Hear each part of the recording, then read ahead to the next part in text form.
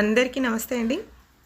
చిక్కుడుకాయ కర్రీని చాలా సింపుల్గా తక్కువ మసాలాలతో మంచి టేస్టీగా ఇలా చేసుకుంటే చాలా బాగుంటుంది. ఇది చపాతీ, అన్నంలోకి, రాగి రొట్టి, సంగటి దేనిలోకనే చాలా బాగుంటుంది. చాలా సింపుల్గా చాలా టేస్టీగా చేసుకోవచ్చు. అది ఎలా చేయాలో ఇప్పుడు చూద్దాం.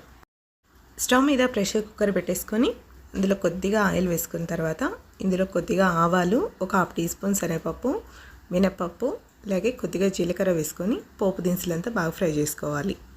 పోపు దినుసులంతా ఫ్రై అయిన తర్వాత ఒక పెద్ద సైజు ఉల్లిపాయని ఇలా చిన్న ముక్కలుగా కట్ చేసి వేసేసుకోవాలి. ఇప్పుడు ఉల్లిపాయలు కలుపుతూ కొంచెంసేపు ఫ్రై చేసుకోవాలి. ఉల్లిపాయలు కాస్త ఇలా ఫ్రై అయిన తర్వాత శుభ్రం చేసి పెట్టుకున్న చిక్కుడుకాయ ముక్కల్ని వేసుకోవాలి.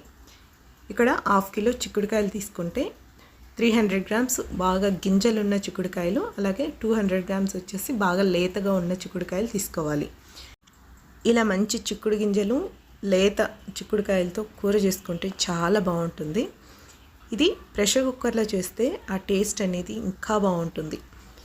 చిక్కుడుకాయలు తీసేటప్పుడు మధ్యలో పురుగులు ఉంటాయి, చూసి శుభ్రం చేసుకొని వేసుకోండి.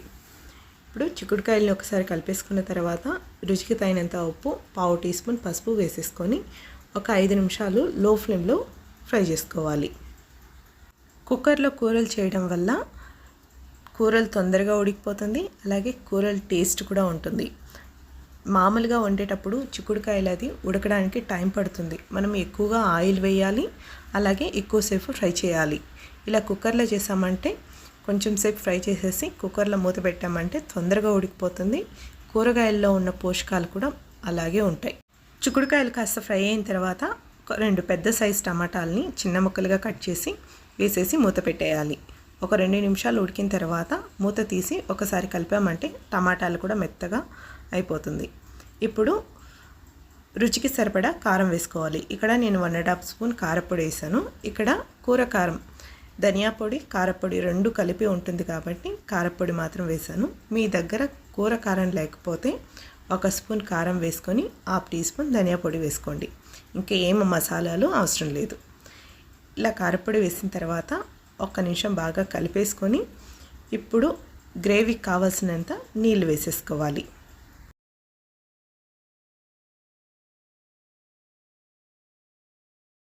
నీళ్ళంతా వేసుకున్న తర్వాత ఒకసారి కలిపేసి ఇప్పుడు చివరిగా 1 టేబుల్ స్పూన్ పల్లీల పొడి వేసుకోవాలి. ఈ పల్లీల పొడి మిక్సీ పట్టేటప్పుడు ఇందులోనే ఒక 4-5 వెల్లుల్లి రెమ్మలు వేసుకొని పొడి పెట్టుకున్నామంటే ఇలాంటి కూరల్లో వేసుకోవడానికి బాగుంటుంది. పల్లీల పొడి వేయడం వల్ల కొంచెం చిక్కదనం వస్తుంది, టేస్ట్ అనేది చాలా బాగుంటుంది.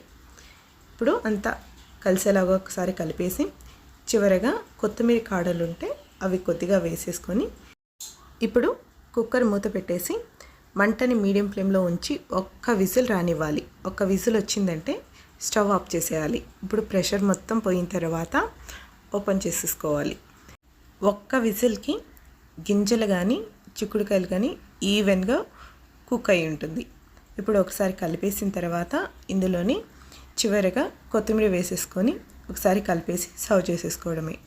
ఇక్కడ వచ్చేసి గ్రేవీ మీకు చిక్కగా కావాలనిపిస్తే తక్కువ నీళ్ళు వేసుకోండి, లేదా పలుచగా కావాలంటే కొద్ది ఎక్కువ వేసుకోండి.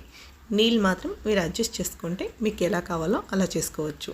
సింపుల్గా చేసుకొని ఈ చిక్కుడుకాయ కర్రీని మీరు కూడా ఒకసారి ట్రై చేయండి. Thank you for watching.